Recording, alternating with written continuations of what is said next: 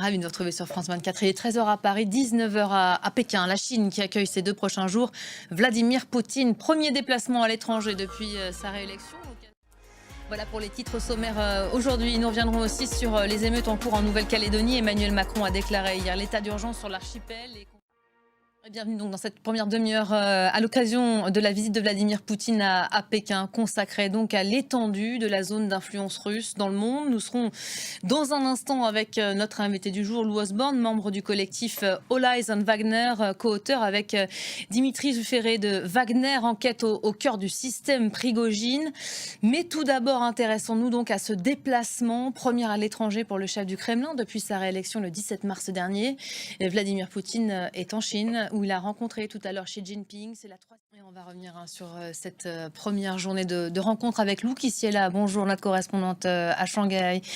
Qu'est-ce que vient chercher au juste Vladimir Poutine en Chine aujourd'hui ? Vladimir Poutine vient chercher un soutien symbolique et financier dans le contexte, bien sûr, de la guerre en Ukraine. Merci beaucoup, Lou, qui est là en direct de Shanghai. Ménager la chèvre et le chou pour tirer au mieux son épingle du jeu délicat, jeu d'équilibriste. Aujourd'hui pour Pékin, on va en parler avec vous, Lou Osborne. Bonjour. Je vous présente à l'instant, vous êtes membre du collectif All Eyes on Wagner, co-auteur d'un livre également, Wagner enquête au cœur du système Prigojine. Pour Poutine, on vient de le voir, ce rapprochement est essentiel, il est extrêmement important aujourd'hui. Oui, il est... Alors justement, parler de paix alors que, restez avec nous, sur le terrain, l'armée de Moscou continue d'avancer ses pions. On va aller faire un point en Ukraine. Nous sommes 6 jours après le début de l'offensive russe dans la région de Kharkiv et les forces russes ont pris des dizaines de villages. Selon les calculs de nos confrères de l'agence France Presse, ce sont quelques 278 km² qui sont tombés dans les mains des Russes en 7 jours seulement. Nous sommes en direct avec Gulliver Krag, notre correspondant en Ukraine. Bonjour Gulliver.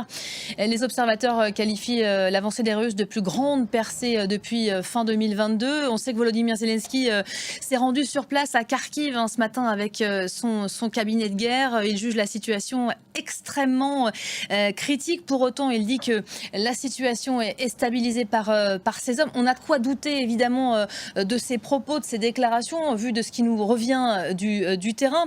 J'aimerais une réaction peut-être d'abord sur cette initiative, sur cette déclaration lâchée ce matin depuis Pékin. La Russie qui s'est dit prête à discuter avec l'Ukraine à condition que Kiev accepte de perdre les 5 régions que Moscou occupe dans l'Est et le Sud du pays. Ça reviendrait à une capitulation. On connaît la position de Kiev à ce sujet. Merci beaucoup Gulliver Krag en direct de Lviv en Ukraine. On retourne à vous, Lou Osborne.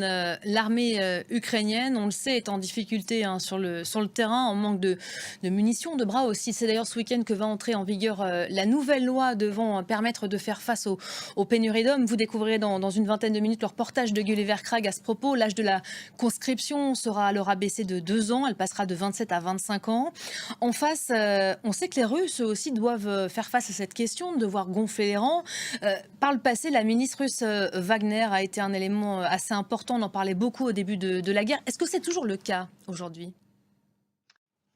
Alors, on parlait de la zone d'influence des Russes aujourd'hui. On évoquait à l'instant ce déplacement en Chine, alors où Moscou est à l'œuvre, évidemment, pour renforcer son partenariat avec Pékin et évoluer sur le front ukrainien dans le même temps.